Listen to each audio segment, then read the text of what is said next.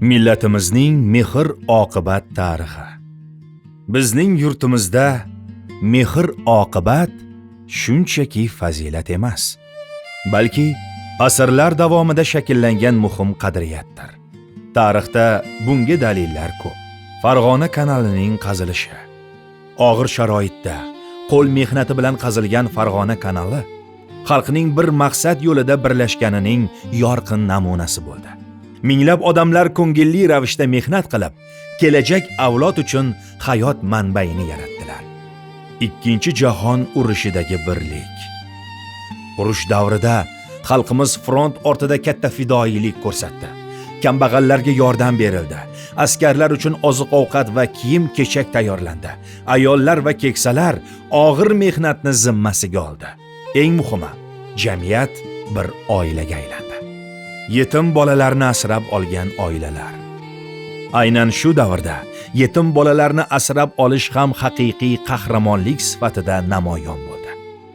Bunga Shoh Mahmudovlar oilasi yorqin misoldir.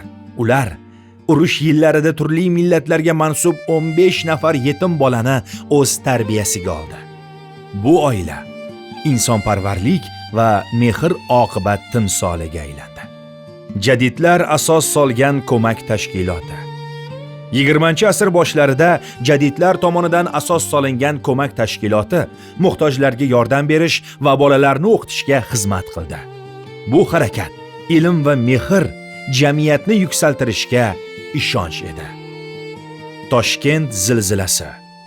1966-yildagi zilziladan keyin odamlar bir-biriga suyanch bo'ldi. Hech kimning darvozasi qulflanmadi. Begona inson oila a'zosidek qabul qilindi. Uysizlar uchun dasturxonlar yozildi. Bu voqea mehr-oqibat xalqimiz xarakteriga singib ketganini ko'rsatdi.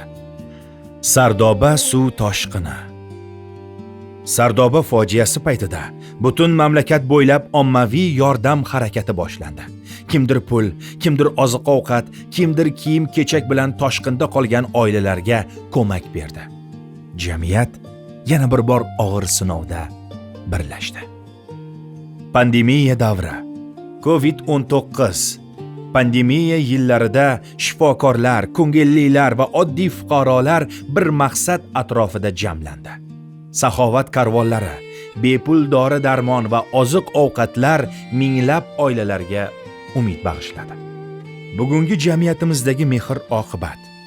Bugun ham jamiyatimizda mehr-oqibat an'analari davom etmoqda.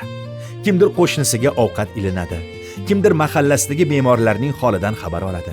Ijtimoiy tarmoqlarda og'ir kasallikka chalingan yurtdoshlarimiz, ayniqsa bolalar uchun davolanish xarajatlari yig'ilmoqda. Va bunday misollarni ko'p sanash mumkin. Tarix va bugun shuni ko'rsatadiki, mehr-oqibat bizni birlashtiradigan qadriyatdir. U faqat og'ir paytlarda emas, har kuni namoyon bo'lishi kerak. Bir-biriga mehr ko'rsatgan jamiyat yanada mustahkam bo'ladi.